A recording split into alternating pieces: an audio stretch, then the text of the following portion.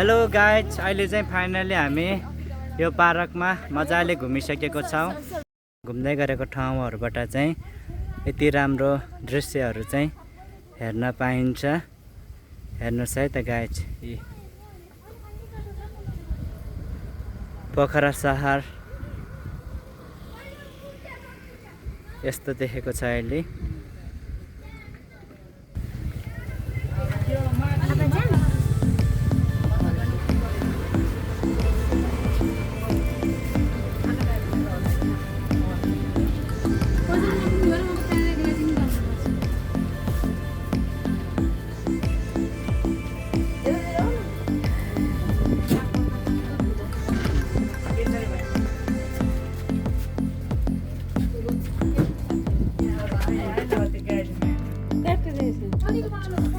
पर्दैन के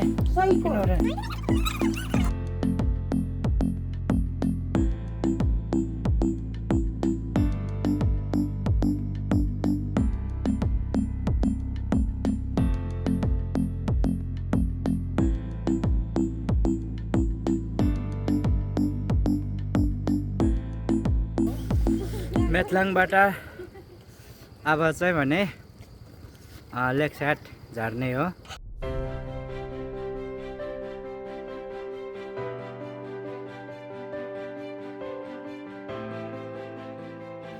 यहाँबाट भने चाहिँ लेक साइडको दृश्यलाई चाहिँ यसरी देखेको अवस्था छ। अब यताल हजुर उहाँ माथि सरङकोट, बादलहरू पनि कति राम्रो देखेको।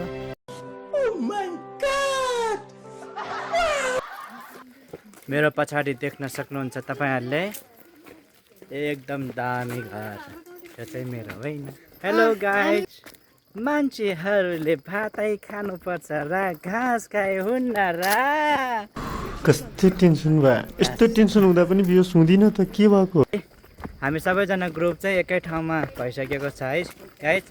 अब लेक साइड चाहिँ अब धेरै छैन, एकदमै नजिकै आइसकेको छ। ओके हेलो, हामी चाहिँ अहिले पुरै लेक साइड आइसकेको छौँ है। लेक साइड हामी सबैजना, हाम्रो टिम चाहिँ ठुलो छ।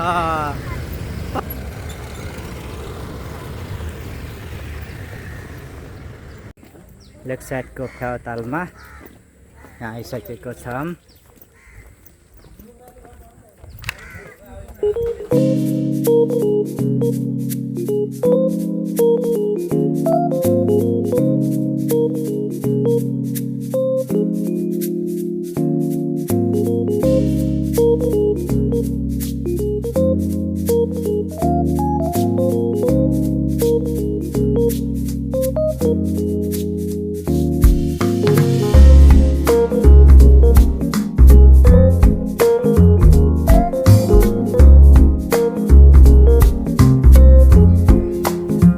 को दृश्यलाई हेर्न सक्नुहुन्छ।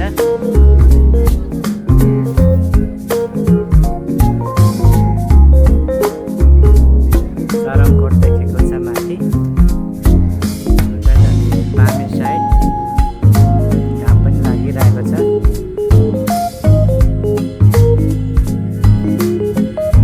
गाउँतालमा भने चाहिँ मजाले साथीहरूले बोटिङ गर्दै गरेको अवस्था छ है साथी।